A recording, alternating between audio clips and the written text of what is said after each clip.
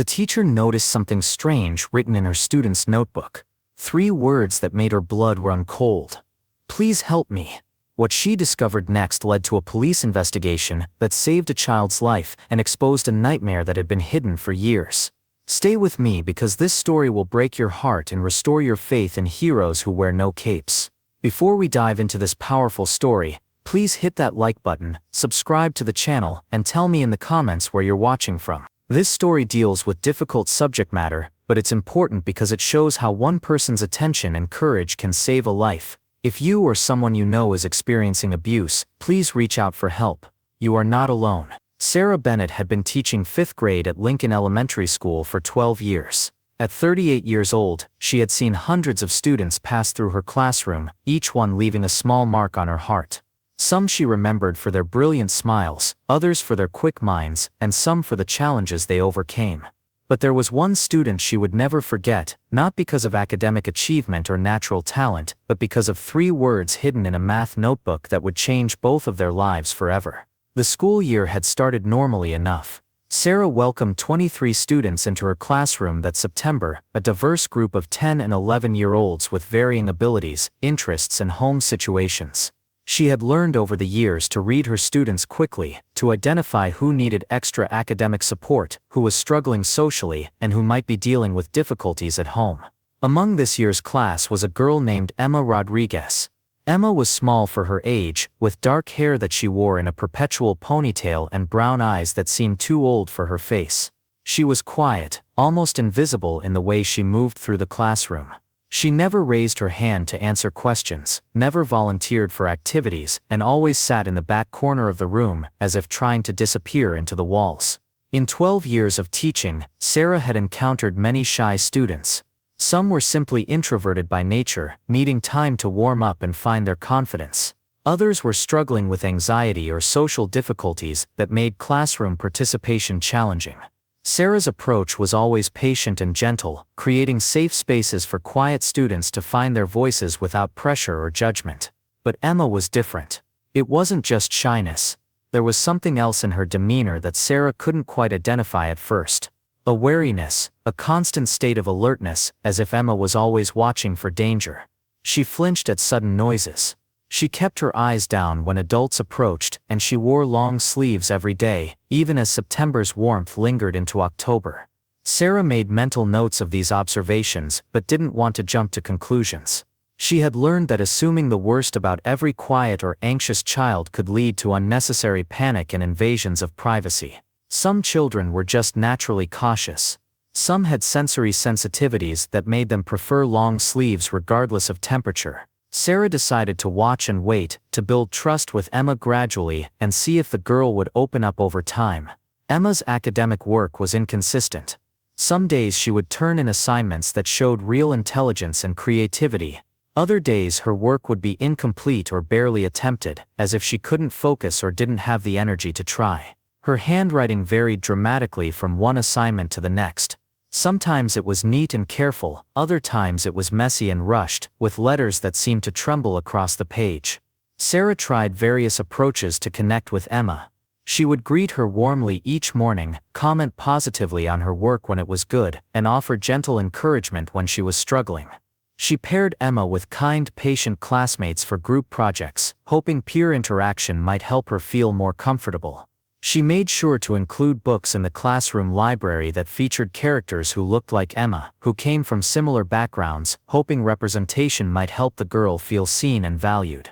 But Emma remained distant. She would accept Sarah's kindness with mumbled thank yous and quick nods, but she never engaged beyond the bare minimum required. She ate lunch alone, played by herself during recess, and was always the first one out the door when the final bell rang. The other teachers had noticed Emma too.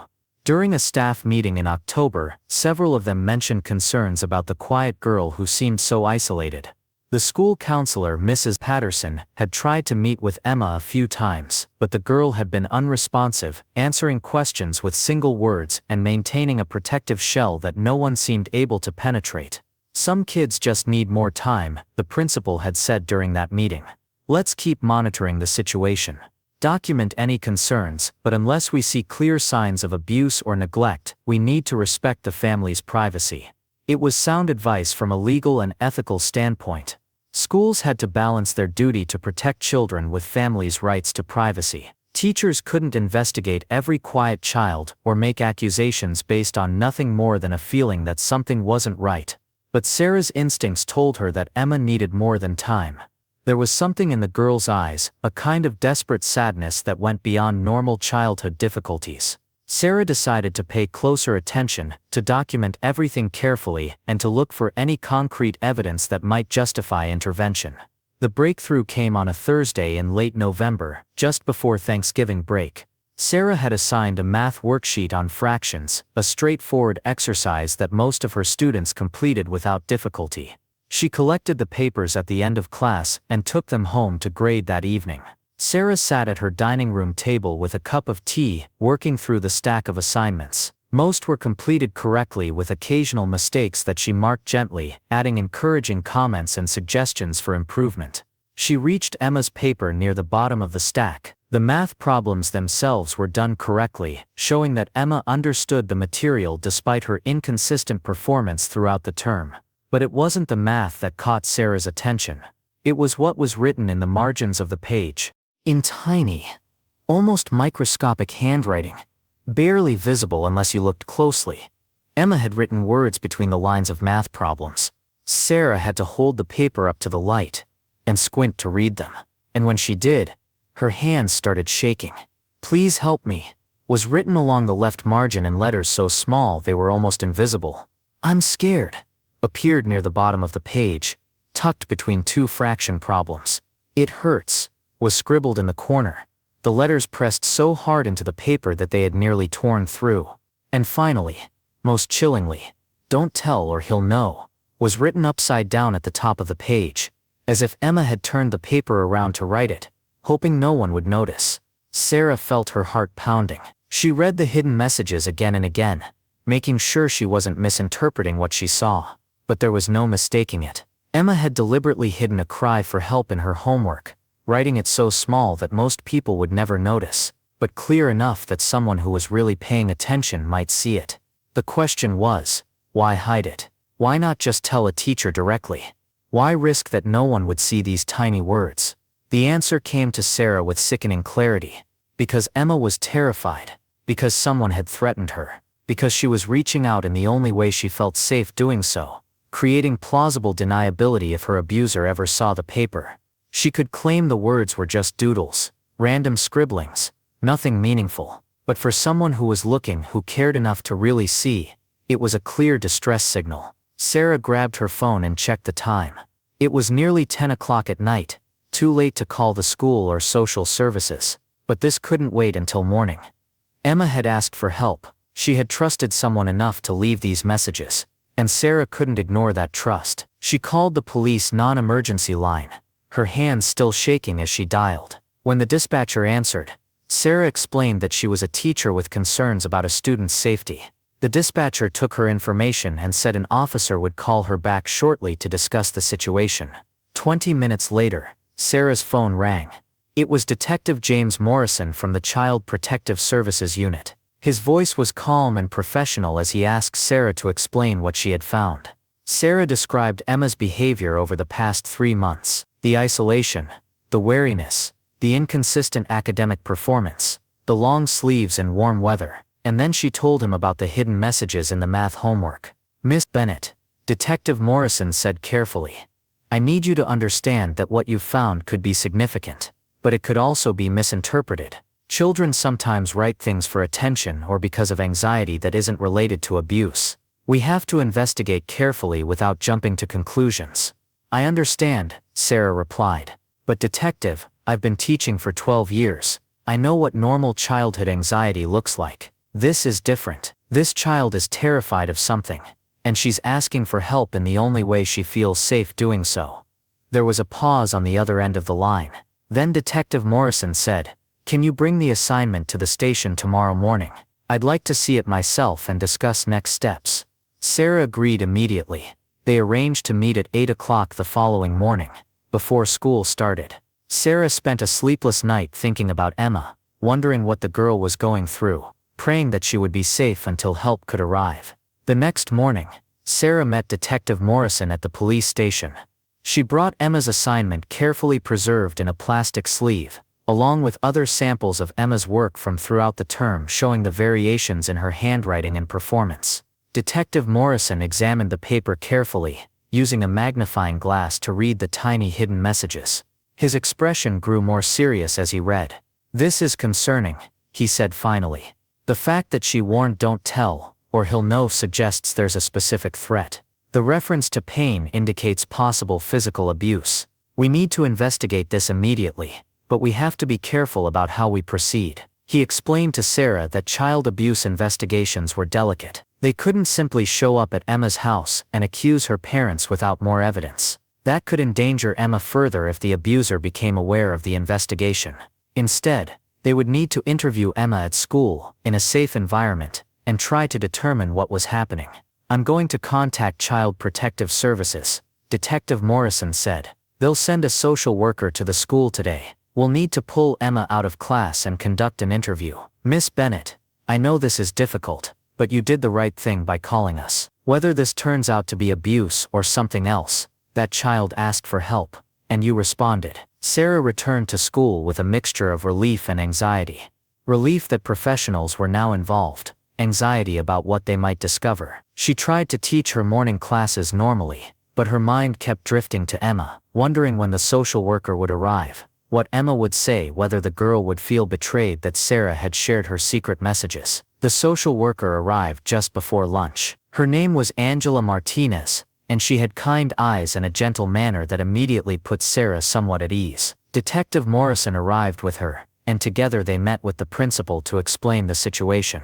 The principal, Mr. Harrison, listened with growing concern. "We'll need to interview Emma privately," he said. "Miss Bennett, can you bring her to my office without alarming her?" Sarah nodded and returned to her classroom. Emma was sitting alone at her desk, eating the plain sandwich that was always her lunch. No fruit, no snacks, just a basic sandwich and a small juice box. Sarah had noticed this before and had sometimes slipped extra food into Emma's backpack, fruit or crackers, always with a note saying they were extras from her own lunch that she didn't want to waste. "Emma," Sarah said gently, kneeling beside the girl's desk, "Mr. Harrison would like to talk to you for a few minutes. You're not in any trouble. He just wants to check in with you about how school is going." Emma's eyes widened with fear. "Why? What did I do?" "You didn't do anything wrong," Sarah assured her. "He's just talking to a few students this week. It's okay." Emma stood slowly, her body tense with anxiety. Sarah walked with her to the principal's office, trying to project calm even though her own heart was racing. When they arrived, Mr. Harrison greeted Emma warmly and introduced her to Miss Martinez, the social worker, identifying her only as someone who helps kids at school. Detective Morrison was not in the office, having decided that a uniformed police presence might frighten Emma too much at this stage. Sarah was asked to return to her classroom, though she desperately wanted to stay and make sure Emma felt safe. For the next hour, Sarah tried to teach her afternoon classes, but she couldn't focus. She kept glancing at the clock, wondering what was happening in the principal's office, whether Emma was talking, whether the truth was finally coming out. Finally, just before the final bell, Mr. Harrison's voice came over the intercom asking Sarah to come to his office after dismissing her students. Sarah's hands shook as she helped her students pack up their things and sent them off to their buses. Then she practically ran to the principal's office. Inside, she found Mr. Harrison, Miss Martinez, Detective Morrison who had returned, and Emma, who was sitting in a chair with red swollen eyes from crying. The adults' faces were grave.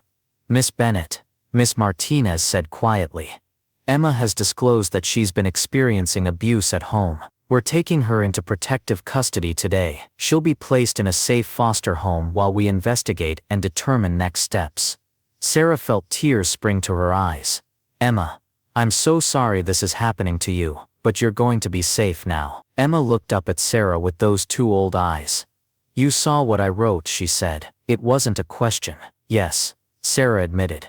"I saw your messages. Emma, you were so brave to ask for help. My stepfather said no one would believe me if I told," Emma said, her voice barely audible. He said teachers don't care about kids like me. He said if I told anyone he would hurt my little brother too. Sarah's heart broke. There was a little brother, another child potentially at risk. Detective Morrison leaned forward. Emma, you mentioned a younger brother. How old is he? He's 6, Emma replied. His name is Miguel. He goes to the elementary school on the other side of town. He lives with my mom and stepfather too. We're going to make sure Miguel is safe as well, Detective Morrison promised. Officers are going to his school right now to check on him. Over the next several hours, the full picture emerged. Emma and her younger brother Miguel lived with their mother and stepfather in a small house across town. Their biological father had left when Emma was a baby, and their mother had married Emma's stepfather Robert Chen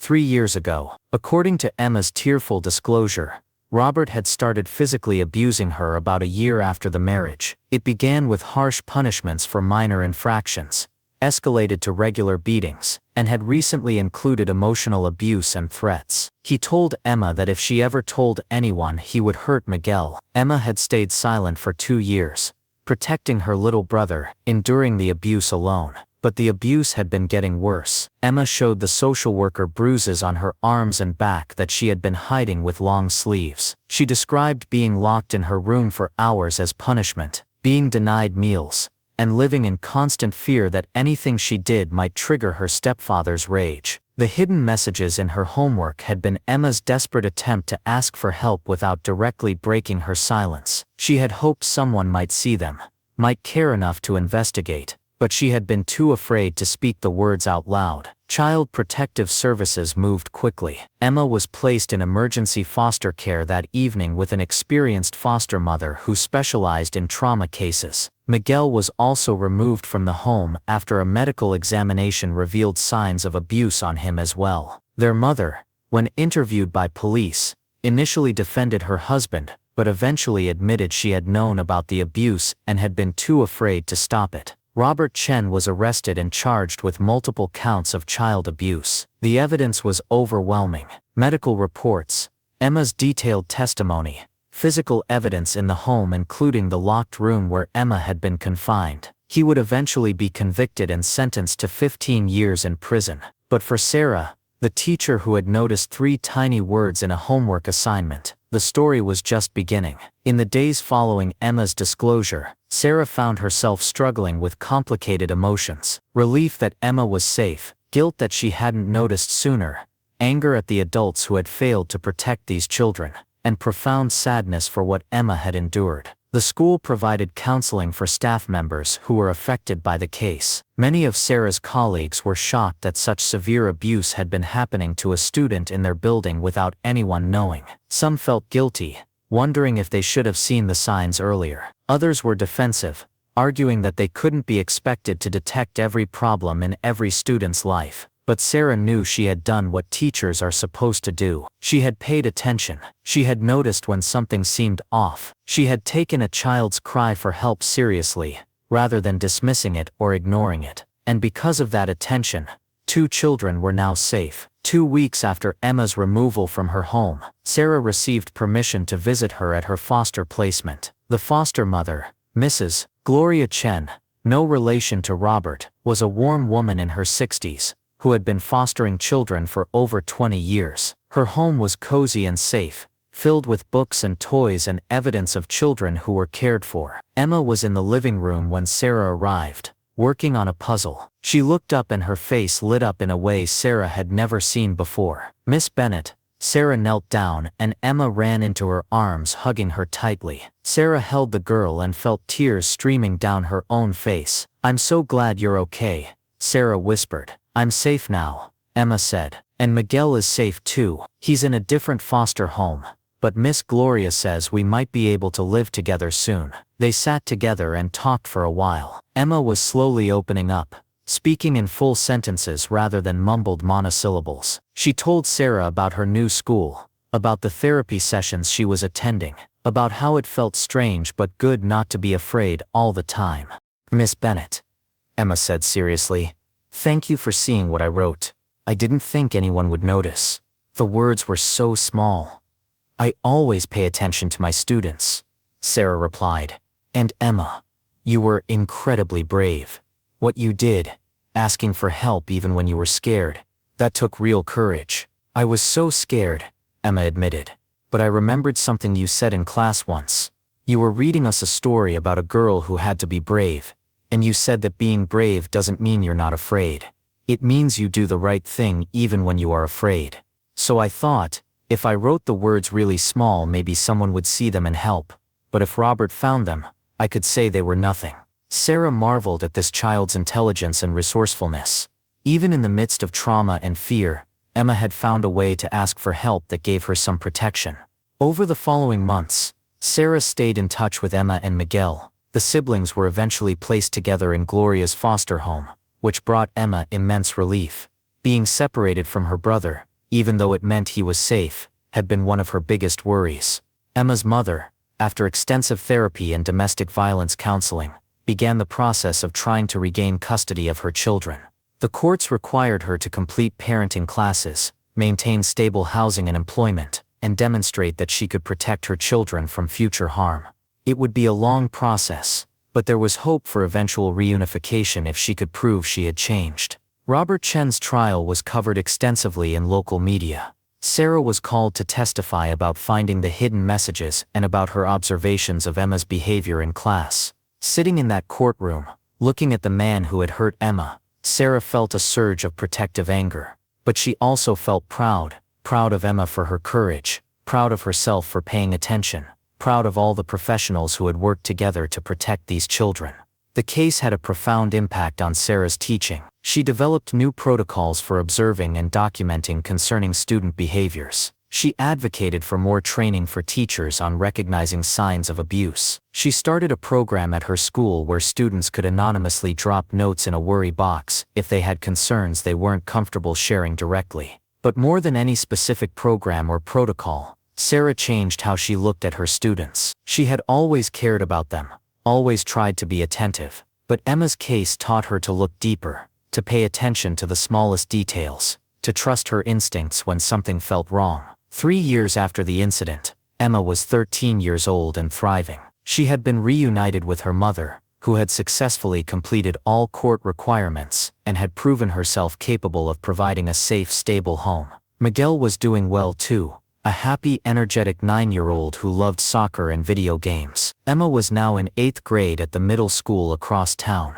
but she still kept in touch with Sarah. They met for lunch once a month, a tradition they had maintained since Emma left Lincoln Elementary. These lunches were precious to both of them, a chance to catch up and maintain the bond that had been forged in such difficult circumstances. At one of these lunches, Emma told Sarah something that brought tears to the teacher's eyes. "Miss Bennett, I want to be a teacher when I grow up," Emma said. "Like you, I want to be someone who pays attention to kids, who notices when something is wrong, who helps them feel safe." "You would be an amazing teacher," Sarah replied, her voice thick with emotion. "I've been thinking a lot about what happened," Emma continued, now articulate and confident in ways she never could have been 3 years earlier. "And I realized something. You saved my life, Miss Bennett, not just by calling the police, but by caring enough to really see me. For 2 years I went to school every day hoping someone would notice I was hurting. But everyone was so busy, or maybe they noticed but didn't want to get involved. You were the first person who really looked at me and saw that something was wrong. You saved yourself, Emma," Sarah said firmly. "You were the one who wrote those messages. You were the one who found the courage to ask for help. I just happened to be paying attention when you did. That's what I want to do," Emma said. "I want to be someone who pays attention. Because there are other kids out there like me, kids who are scared and hurt and hoping someone will notice. I want to be that someone." Sarah felt overwhelming pride in this remarkable young woman. Emma had taken her trauma and was transforming it into purpose, into a calling to help others. That was the ultimate form of healing, Sarah thought. Not just surviving, but using your survival to make sure others don't have to suffer the same way. 5 years after finding the hidden messages, Sarah was asked to speak at a conference for educators about recognizing signs of child abuse. She told Emma's story, with the girls' permission, and the room was completely silent as she described finding those 3 tiny words hidden in a math assignment. "I want to be clear about something," Sarah told the assembled teachers. "I'm not a hero. I didn't do anything extraordinary. I did what every teacher should do. I paid attention to my students. I trusted my instincts when something felt wrong. And when a child asked for help, even in a whisper so quiet it was almost invisible, I listened. She held up a copy of Emma's original homework assignment, now laminated and preserved. These 3 words, "Please help me," changed everything. But here's what I want you to understand. Emma had been asking for help in other ways for months before she wrote these words. Through her behavior, her body language, her isolation, her fear, all the signs were there. I just happened to be the one who finally put them together and took action. Sarah went on to describe the warning signs she had observed. The long sleeves in warm weather, the flinching at sudden movements, the inconsistent academic performance, the wariness around adults, the isolation from peers. None of these signs alone proved abuse, but together they painted a picture of a child in distress. As teachers, we're on the front lines. Sarah continued. We see these kids every day. We have the opportunity to notice things that others miss. But we also have to trust ourselves enough to act on what we see. We have to be willing to make that uncomfortable phone call, to risk being wrong, because the alternative, missing a child who needs help, is unacceptable. The response to Sarah's presentation was overwhelming. Teachers from across the state contacted her, asking for advice on developing protocols for their own schools. School districts invited her to conduct training sessions. She became an advocate for child abuse awareness and prevention, always emphasizing that the real heroes were the children who found the courage to ask for help, and the professionals who responded when they did. Emma, now 16 years old, and a junior in high school, sometimes joined Sarah at these presentations. Together, they would tell the story from both perspectives: the teacher who noticed, and the student who asked for help. Emma's testimony was powerful, her voice strong and clear as she described what it felt like to live in fear, to hope someone would notice, and finally to be saved. Miss Bennett didn't just save my life that day, Emma would tell audiences. She taught me that there are people in the world who care,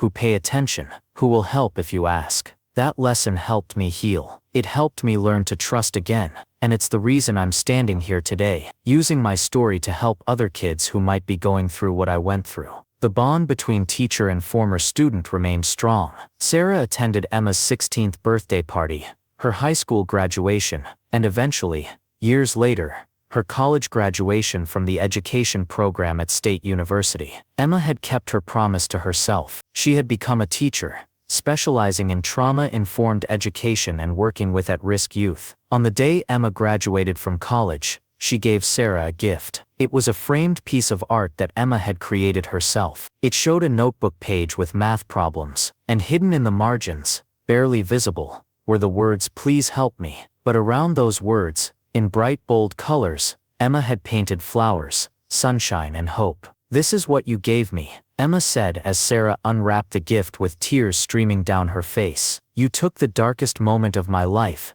and turned it into something beautiful. You showed me that asking for help isn't weakness, it's courage. And you proved that there are people in the world who will answer when we call out, even when our voices are so small they can barely be heard." Sarah hung that artwork in her classroom, where it remained for the rest of her teaching career. Every year, she would tell her new students about it, using it as a lesson about courage, about the importance of asking for help when you need it, and about how teachers are always paying attention, always ready to listen, always there to protect and support their students. Years later, when Sarah finally retired after 30 years of teaching, she could look back on hundreds of students whose lives she had touched. She had taught them math and reading, history and science. She had helped them develop critical thinking skills and social awareness. But the lesson she was most proud of teaching was simpler and more profound: that every child matters, that every child deserves to be safe, and that it only takes one person paying attention to change a life. Emma, by then an experienced teacher herself,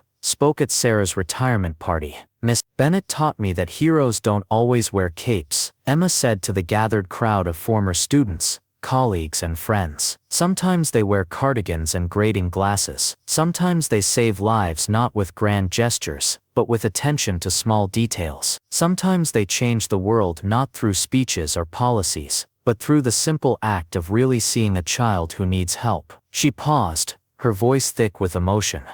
"I was that child. And Miss Bennett saw me when I felt invisible. She heard me when I could barely whisper. She saved me when I had lost hope of being saved. And because of her, I'm here today, doing the same work she did, paying attention to students who might be suffering in silence, looking for those tiny cries for help that others might miss. Sarah sat in the audience, overwhelmed by the love and gratitude flowing from this remarkable woman who had once been a terrified 10-year-old hiding messages in homework. This was why she had become a teacher, Sarah thought. Not for moments like this, though they were precious, but for all the ordinary days in between, the days when she showed up and paid attention and cared about her students, even when there was no guarantee that any of it mattered. But it did matter. Emma was living proof that it mattered. And somewhere out there, Sarah knew, there were other Emmas, other children, who were suffering and hoping someone would notice. She hoped that sharing this story would inspire other teachers to look closer, listen harder,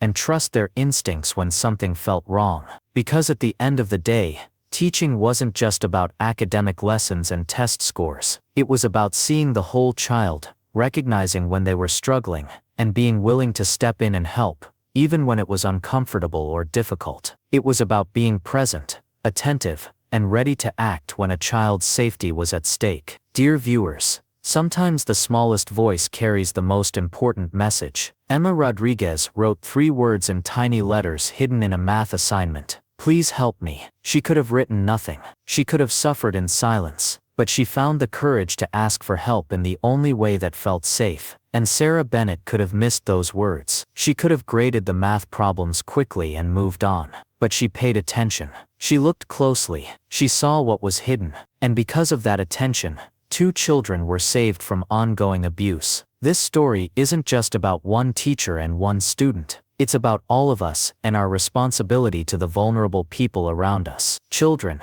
elderly neighbors, co-workers who seem to be struggling. How often do we really pay attention? How often do we notice the signs that something is wrong? And when we do notice, how often do we have the courage to act? Sarah Bennett's heroism wasn't dramatic or flashy. It was quiet and patient. It was showing up every day and really seeing her students. It was trusting her instincts when something felt off. It was being willing to make an uncomfortable phone call because a child's safety mattered more than her own comfort. Emma Rodriguez's courage was equally quiet. She didn't shout or make a scene.